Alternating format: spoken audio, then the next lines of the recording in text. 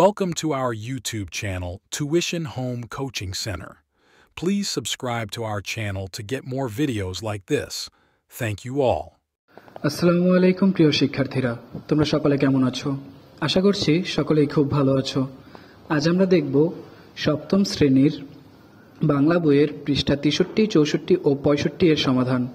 তোমরা যারা এখনো আমার চ্যানেলটি সাবস্ক্রাইব করোনি তারা চ্যানেলটি সাবস্ক্রাইব করে নিও, তাহলে পরবর্তী পড়াগুলো তোমরা এই চ্যানেলে সবার আগে একসাথে পেয়ে যাবে। আর পূর্ববর্তী পৃষ্ঠার পড়াগুলো প্রয়োজন হলে চ্যানেলের প্লেলিস্টে সেই পড়াগুলো দেওয়া আছে, সেখান থেকে তোমরা সেই পড়াগুলো দেখে নিতে পারো। তাহলে চলো শুরু করা যাক আমাদের আজকের পড়া। আমাদের আজকের পড়ার শুরুতেই রয়েছে, দেখো, রাষ্ট্রভাষা বাংলা চাই, অ আ ক খ, এরকম দুইটি প্ল্যাকার্ড দেখানো আছে। আর নিচে তোমাদের জন্য 3টি প্রশ্ন দেওয়া আছে। এই প্রশ্নের শুরুতেই বলা আছে, এটি কি নামে পরিচিত? উত্তর, এটি একটি প্ল্যাকার্ড নামে পরিচিত। এরপর প্রশ্ন, এর ব্যবহার কি?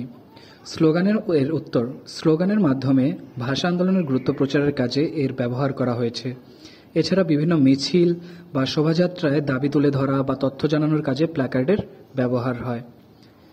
এরপরের প্রশ্ন, এরকম নমুনা তুমি কি কোথাও দেখেছো? কোথায় দেখেছো?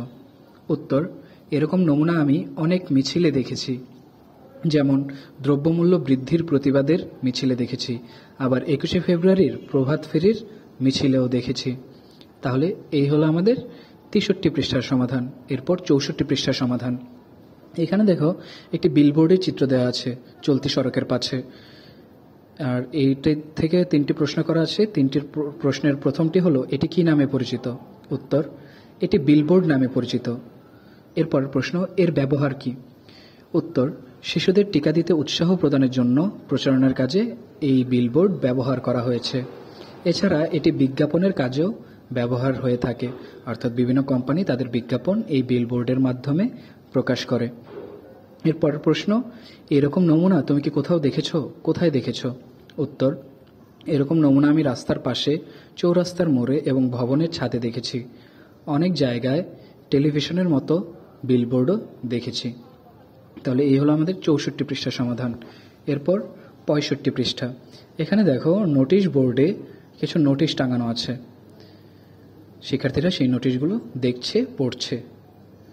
এখানে প্রশ্ন তোমাদের জন্য, এটি কি নামে পরিচিত? এটি নোটিশ নামে পরিচিত। এরপরের প্রশ্ন, এর ব্যবহার কি?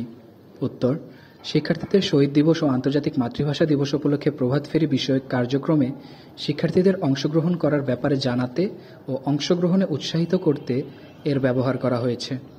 এরপরের প্রশ্ন, এরকম নমুনা তুমি কি কোথাও দেখেছো? কোথায় দেখেছো? উত্তর, এরকম নমুনা আমি বিদ্যালয়ে, অফিস আদালতের সামনে দেয়ালে সাঁটানো অবস্থায় অনলাইনে দেখেছি। তাহলে শিক্ষার্থীরা এই হলো আমাদের বাংলা বইয়ের 63, 64 ও 65 পৃষ্ঠার সমাধান। পরবর্তী পৃষ্ঠার সমাধানগুলো পেতে চ্যানেলটি সাবস্ক্রাইব করে আমাদের সাথেই থাকো। পরবর্তী পড়াগুলো খুব শীঘ্রই তোমাদের জন্য এই চ্যানেলে আপলোড করে দেব। ধন্যবাদ সকলকে।